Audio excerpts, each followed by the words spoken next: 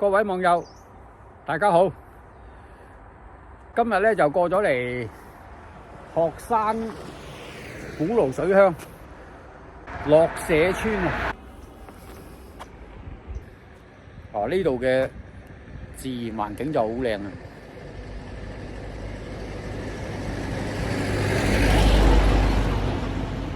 堤基路順住麻石板樓梯行落去，就係古爐水鄉嘅樂社村啊！從嗰個堤基行落嚟，村口呢度就有一棵即係好粗壯嘅古榕啊！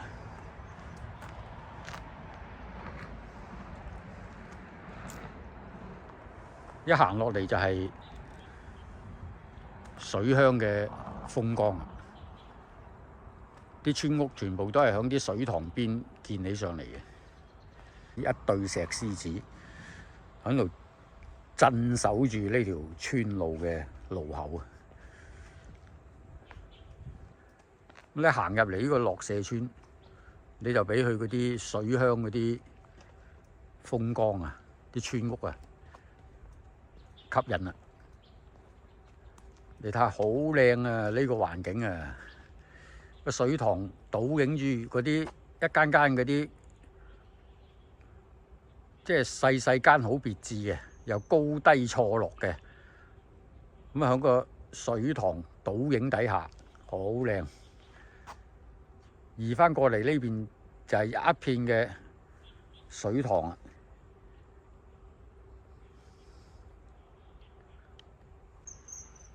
甩晒葉嘅呢一棵就係雞蛋花樹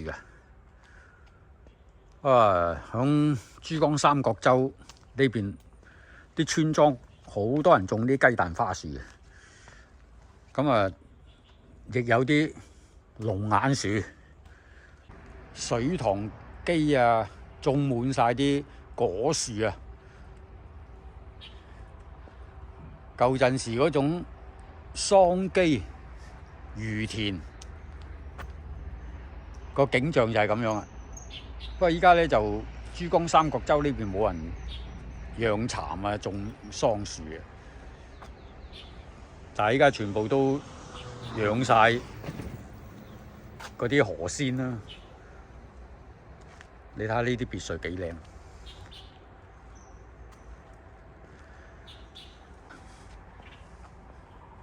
啊！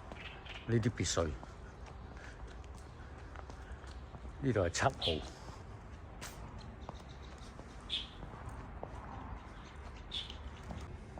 行入村啊，繼續有一棵好粗壯嗰啲古榕樹啊。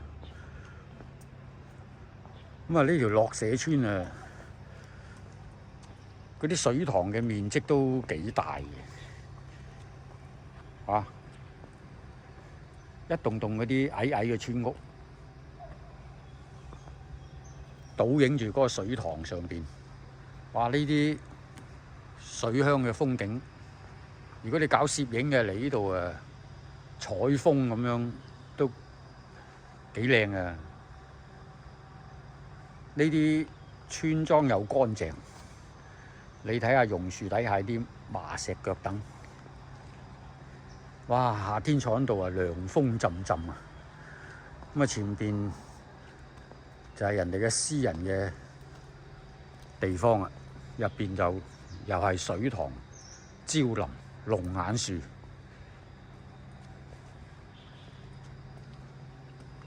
哇！你睇下呢一棟，雖然係青磚舊樓，但係響咁靚嘅水鄉環境嘅襯托底下，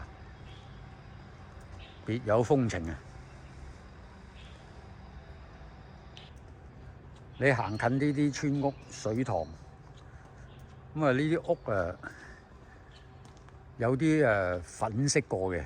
啲水塘你睇到嗰啲村屋，雖然係響水塘邊，不過嗰啲生活廢水啊，全部係即係統一排入去嗰個排污渠嘅，佢唔會排落嚟水塘呢度。所以大家都維護呢個生態環境咧，咁你住響度啲村民都舒服啊。咁啊，遊客入嚟參觀又舒服，即係嗰啲水塘啊，唔會有臭味啊嘛，啲水啊靚。咁但係你如果食呢啲水塘嘅魚咧，另外一回事喎，因為佢啲水咧始終都係死水，佢唔係活水啊，所以嗰啲魚咧就有一陣泥味嘅。好多人食唔慣咧，一食落去咧就覺得有一陣嗰啲泥土味啊！啊，呢啲有新有舊嘅，都係2、3層高嘅啫。呢度係古路鎮新星落社村。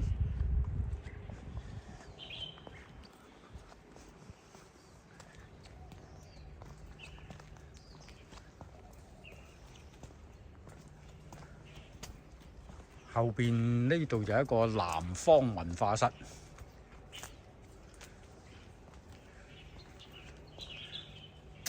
響廣東珠三角周邊啲村呢，因為經濟環境改善咗，生活水平高咗啊，所以依家啲村都搞到好靚嘅啦，啲村容村貌啊。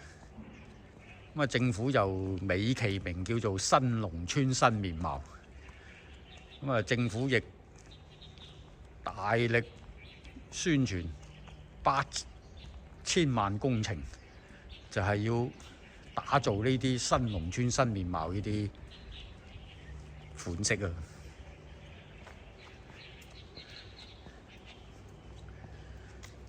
暫時見到唯一一座舊陣時嗰啲老屋啊，咁啊其實都得返一半嘅，另一半都起咗新樓嘅。落社村8隊47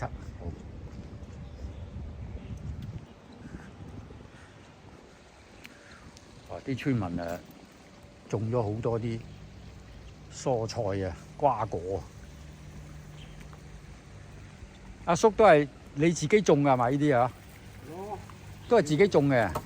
哦，種嚟自己食定係拎出去賣啊？自己食嘅。貪過癮。哦，即係貪過癮啦。過下日子咁啦。哦。唔係攞嚟賣。咁啊，養埋魚咯喎你？哦，魚就唔係啦。魚人哋嘅。哦，魚係人哋嘅，即係俾人承包咗㗎啦。哦。點解係咪唔係季節咧？我見個塘都好似而家冇養魚嘅。都有㗎係嘛？係乾塘啊！乾塘全部乾塘曬塘啊！哦，曬塘，即係曬一段時間去再養。哦，唔該你阿叔嚇。哦，原來係呢家係曬塘嘅時間啊！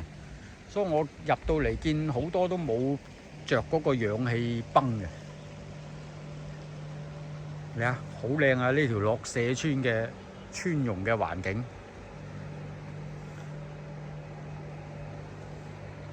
嗱，呢度圍住網入邊養咗好多，呢度養基本上都係羅非魚啊、鯇魚啊、鱸魚啊、鯽魚啊。喺個網字入邊好多魚，好大條添嘛。咁啊，呢啲魚咧，我哋買翻去咧就要吊水嘅，吊佢即係話1個星期左右，咁你食咧就冇咁大陣嗰啲水塘味。咁啊，呢啲魚咧就如果自己養咧，就係拎嚟即係餵草嘅。如果你話拎嚟賣咧，估計都係食飼料㗎啦。咁啊，呢度有一條渠排水出嚟嘅，按道理就唔係生活污水嚟嘅，應該係響西江嗰啲河水排入嚟嘅，因為你有啲活水啊，啲魚啊先靚啊嘛。哇！呢個塘好多魚啊，呢個塘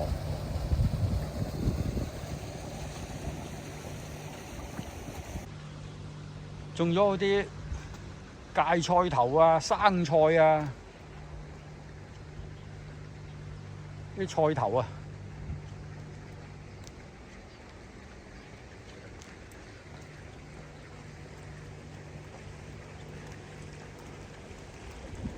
條村基本上全部都係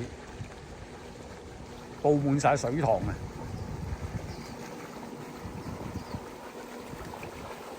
嗱，呢啲咧就係靠呢啲活水啊，即係氧化嗰個水塘嗰啲水啊。嗱，崩唔知響邊度崩啲水過嚟啊！咁啊，呢一條河涌嚟㗎。哇，好靚啊！對面嗰條路啱啱應該係鋪咗水泥嘅，白雪雪嘅。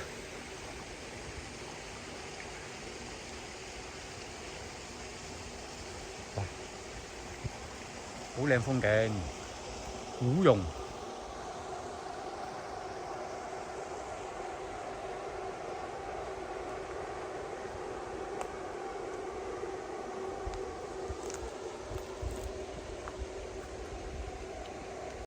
古爐水鄉已經係出晒名啊，係一個旅遊景點嚟嘅。所以每一條村佢嗰個公共廁所啊，都整到好靚啊！因為呢啲廁所啊，有踎廁亦有坐廁，嗰啲排污啊、排糞啊，一定係排落化糞池，就唔係排落水塘㗎啦。唔係幾十年前嗰啲啊，屙落水塘嘅。舊陣時就真係屙落水塘啊！哇！喺遠遠嗰個青磚老屋頂嗰度，好多嗰啲白鴿啊！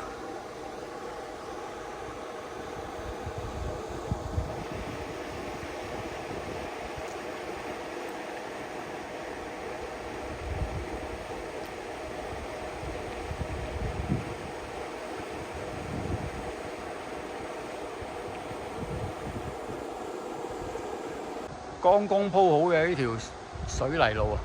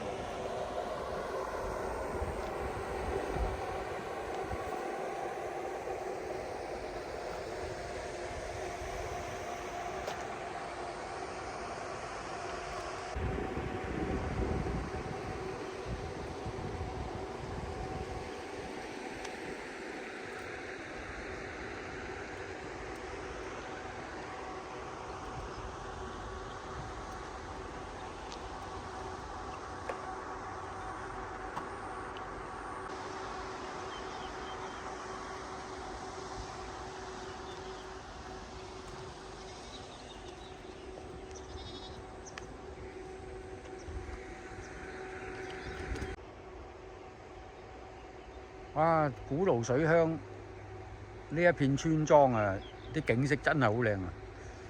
咁啊，啲村民就種咗好多啲食用嘅蔬菜喎。佢哋種嚟都係自己食嘅。佢哋話玩下咁啊，即係消耗下時間啦。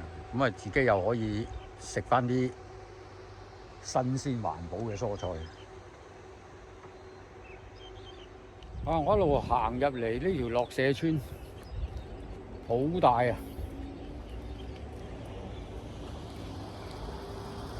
啊！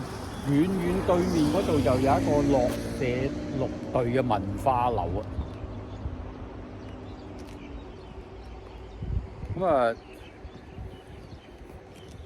行就行唔晒嘅，因為呢條村啊真係好大條村啊！呢條啊，咁我行到嚟另外呢個落社綠隊。今日我過嚟鶴山古爐水鄉新星村委會下邊嘅落社村嘅視頻拍攝嘅分享就到呢度，多謝晒大家收睇同埋點讚，感謝晒大家嘅訂閱同埋關注，下期再見，拜拜。